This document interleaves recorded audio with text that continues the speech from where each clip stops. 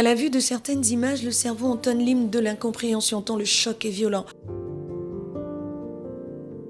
Comment comprendre que des enfants d'une mère et d'un père appartenant à une société et vivant dans un état avec des règles établies applicables à tous puissent se retrouver à poser des actes aussi funestes que barbares à la barbe de tous sans que les autorités ne prennent la mesure à travers des accompagnements spécifiques? Oui, nous sommes tous coupables. Nous sommes coupables d'avoir fermé les yeux devant le déclin de cette jeunesse gabonaise. Alors que la place de l'enfant est auprès de sa famille ou à l'école, de nos jours, ils sont de plus en plus présents dans les boxes des accusés. Une jeune fille fomente un assassinat, elle va en prison. Un autre jeune d'à peine 12 ans braque avec violence, il est envoyé en prison. La prison n'a-t-elle pas déjà montré ses limites? Quelle politique de réinsertion de la jeunesse?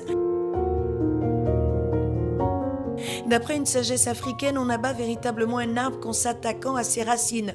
L'enfant sans discipline dans sa jeunesse fera rarement fruit dans sa vieillesse. Quel est donc le rôle des surveillants d'école quand, à côté des établissements, élèves, certains professeurs et surveillants lèvent le coude ensemble, unis dans l'immoralité? Quel est l'impact réel de cette déperdition de la jeunesse gabonaise?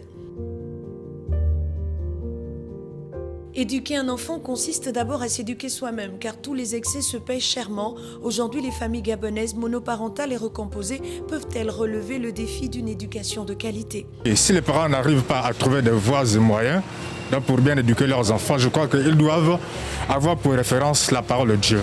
Pourquoi? Parce que la parole de Dieu est le livre qui nous montre comment est-ce qu'un enfant doit avoir une très bonne éducation. La Bible parle de la promotion des bonnes valeurs. Nous pouvons lire dans Galates chapitre 5, à partir du verset 19. Les mauvais résultats enregistrés lors des examens combinés aux fraudes notées prouvent que les enfants ne sont plus préoccupés par les études. Les principales causes de cette contre-performance sont liées en grande partie à l'implication des enfants dans les réseaux sociaux qui participent à la dépravation des mœurs.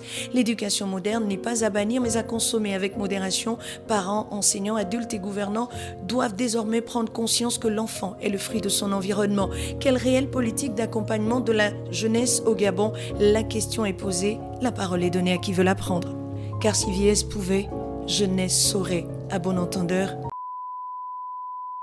salut.